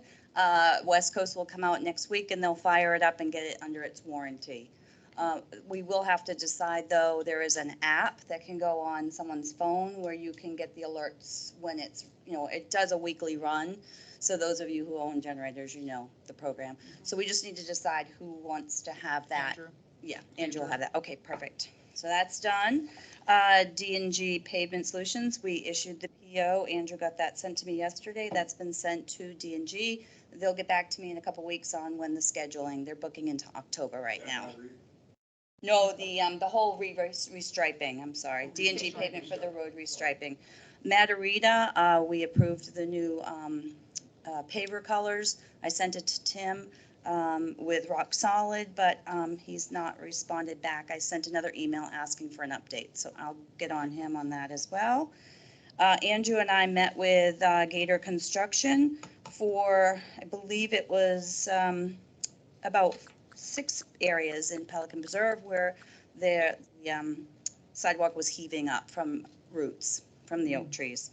So we got that proposal, $7,200 to fix 6 areas along Pelican Preserve Boulevard. That's been sent off. The light pole in Palazzo, we finally got that one, has been delivered. West Coast will be here next week to get that installed. It's the pole right in front of like their pool area, and the other lights have been repaired out at Palazzo from Ian. There was a lot of damage on those, and I have not heard on the Cypress Grove on that yet. And tree line, there's some issues there. We had the initial proposal because the lights on tree line in Pelican weren't working. We already went through that. They've run all new electrical wiring all up and down tree line. There's been multiple, like dozens of faults. So every time they go down, they're just finding all kinds of old wiring. It's been nicked. It looks like they can't prove it, but it looks like Comcast really did some damage all up tree line when they installed their stuff. So Are they doing conduit when they put theirs back in now? I need to check on that, but they are running it. They've got everything on tree line running except 3 lights. And we did have an issue with one of the big Lee and Associates sign that's behind the Winn-Dixie. They installed that sign without calling the, what is it, no cuts? 811 locates. Yeah, the locates. So they literally ripped right through some of the electrical. So we need to determine what portion of that bill goes back to them to pay. I want all of it. So are we waiting 16 weeks for a light pole on Cypress just so we can tear it down if we go to FP&L? I know, we were thinking that. Cece just asked me that question. So is there any other questions, or is that? I know, and that's what I was talking to. I ran out there. I'm like, hey, we got new wiring out there. Can we like keep it? And he's like, yeah, probably not. So I don't have a question, but I do have a comment. Yes. You do an excellent job. Oh, thank you. And Alan. I think that they're getting a real deal for all the work that you do and as nice as you get along with everybody else for $60,000. Oh, I thank you. think you're well worth it. Thank you. Appreciate it. Okay, John, we're back to you. All right, any other member items? I wasn't able to make the last meeting and I was trying to work with my computer and I was trying to find the link to link in to this meeting. I have no idea. I mean, I'm newer to the committee, so I went to Gateway. And I thought these meetings were open to all of Pelican Preserve. And I have no idea where on that website there would be a link that shows the meetings. And Okay, so Yeah. if. So it's under Gateway Services, but it's nothing on Pelican Preserve Lifestyle website. That's a good point. Maybe that's something Because we I could work found- forward. I would say we could add that to our scope for next year. I Yeah, think, so, okay, but, so it's on here, but I'm just talking about regular residents that may want to listen in. I mean, I So- looked for 20 minutes. So is it on this screen? so I can show you how It to is do on the it. but- screen. So Sure. it's, yeah, So I'll show you how to do it. But I think that's a great opportunity for us to perhaps request of the community association to link to our stuff, and we can do the reverse, link to their stuff. So on this page, this is our homepage for Gateway Services, and if you scroll down, here's all of the upcoming yeah, I events. saw that. So if you click on the agenda, it'll pull up the agenda, which is what you normally see if it's slow as dirt. And now So, I see it on the top of it. yep, and there's a Here. tiny URL, which Yeah, apparently this is a and I big did see packet. that. Yep. And it's not like Uh, underlined like you would expect a No, URL but, to be. You know, so. yeah, I think it would be really helpful for residents if they, instead of always attending, Yeah. if they can find it much It- easier than what Great I point. tried to do. All right. Hey, Chelsea, it took me 20 minutes to get on Just to get on it. and I needed Microsoft Teams application installed. And I didn't know that. It's not just to click that, it's that you need the Microsoft Teams application installed. And I think the web browser needed to be a different one using. That's what took 20 minutes for me to get on. But now I know what I need. Is it a specific browser that you I think have? I'll ask Randy to add something about that section on the webpage that says that you'll need Microsoft Teams in order to participate. The opportunity for both the district and the PPCA as far as notification to our residents about this opportunity and every one of our in Pelican subcommittee meetings, the more information we can let everybody know this is occurring so they can come if they want or come online. That's an opportunity we have been missing and I think is well worth pursuing. Thank And you. that, hold on, if you're gonna speak, you need to come up to the mic, please. We need those online and we need to get your words recorded. Joe Schofield, Karina, I think that the community association ought to be much more willing to post comments from this board as to activity so the community has it. I had a horrible time trying to get them to do it when I was on this board, and I would encourage them to do it now. Thank you. So, Okay, I have a question, if we can move on. Do we have the schedule for next year for our agenda or for our meetings yet? I see it only went out on that, or like there's one other meeting. I know the Board of Supervisors approved theirs. Laura or Georgia, do you know if the PPAC normally approves like? We usually do ask them, yeah. I did send the schedule to the chairs of the committees and subcommittees. So I was waiting for their approval on them. Okay, all I right. think I've only heard back from one. Ultimately, you make your own meetings. So if the date and time works for you, we can schedule those out. And then I know for at least for the Board of Supervisors, we had to do a public notice in the news press. So I'll have to find out if we need to do that for all of the subcommittees and all of the. I don't think we do. I don't remember having to do it for any of the committee meetings, just the board, since it's they're elected officials and it's tax dollars. So the subcommittees, I don't recall ever having to. Okay, I think did like a catch-all in that post that there are subcommittees and regular committees that meet. But if you'd like for us to put together the tentative schedule for the next fiscal year and get it to your next agenda, we can do that. And then should we consider moving the date of our meetings? If every time we come up, Chelsea doesn't, or Laura doesn't have our financials because it hits the same day, does it make sense that we would want to move it back a week or forward a week or? Totally your purview. We just have to make sure that this room is available. Is the time set in stone? Because this morning, that was just a horrible situation out there. And a lot of people might not make it to the meetings. Do we have to do it from 2 to 4:30 or is there another time? Totally your purview. Totally your purview. I would vote we go earlier. I do too. Yeah. So what we can do for your next meeting, we'll put the tentative schedule based on existing, and then if you have a tentative date that you guys want to discuss, we can pull up the calendar quickly and make sure that this boardroom is available. If not, I know that there's been comments about if the community association can accommodate you over there, that's totally, it's your committee, your meetings, your times, you just tell us. Yeah. The way it was picked, Bob, come up. Sorry. the way the second Thursday was picked 18 years ago was the board met here on the first Thursday and the third Thursday. Just seemed it obvious to do it on the second. To the question about finances, you could easily move it to the fourth Thursday, then everybody would have it for 2 weeks worth of data. The board doesn't meet here anymore, right?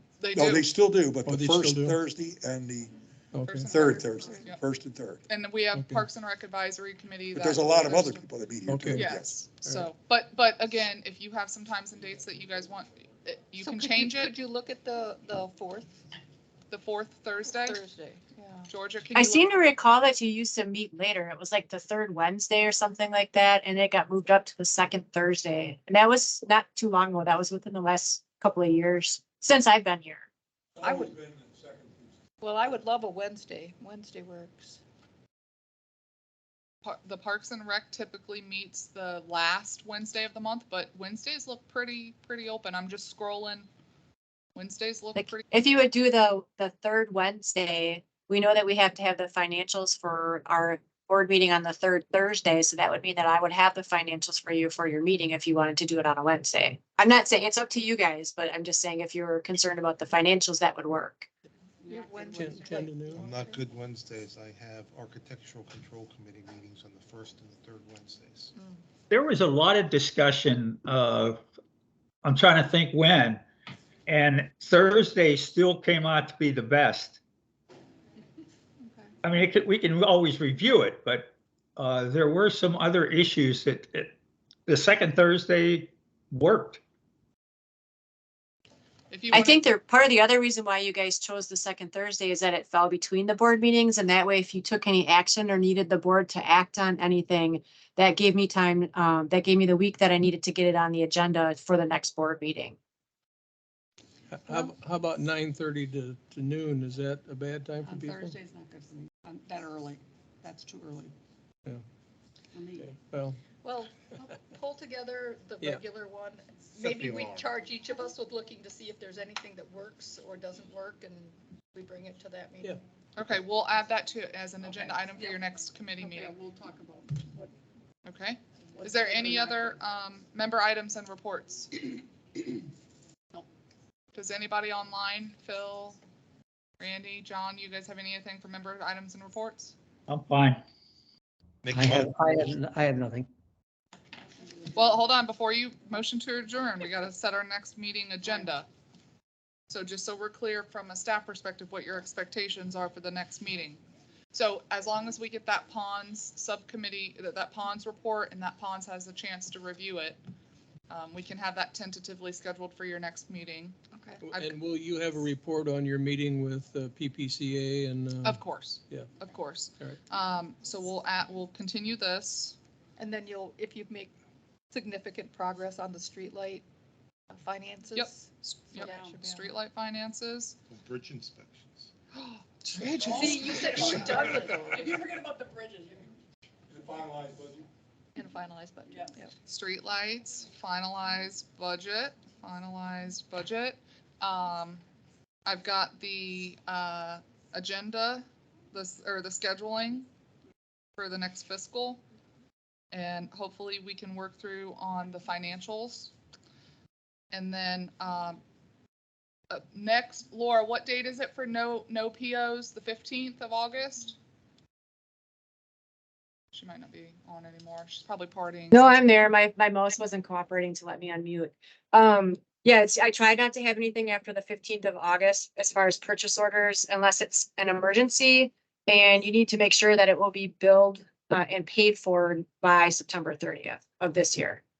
So internally, just so you all know, we have that process in place. So August 15th, no, y'all, we're almost done. Can you guys just Hold up. We're almost done. Internally, we have the August 15th deadline. No new POs are issued because we want to try to wrap everything up for end of fiscal, closing out year end. So really, we're at the point where if it wasn't done, then it needs to be delayed until next year.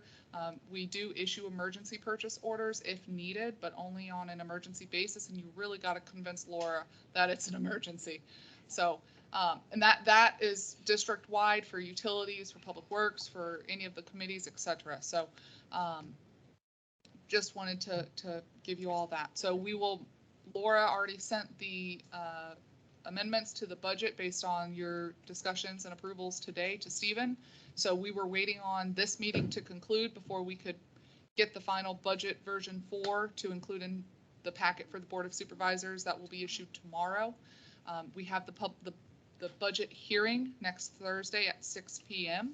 I encourage you to attend and provide any public comment that you may have. And if you didn't want to wait for your next meeting to see the finalized budget, it should be published on our website no later than a week after the meeting, the public hearing. I normally have it up the next day or the Monday after.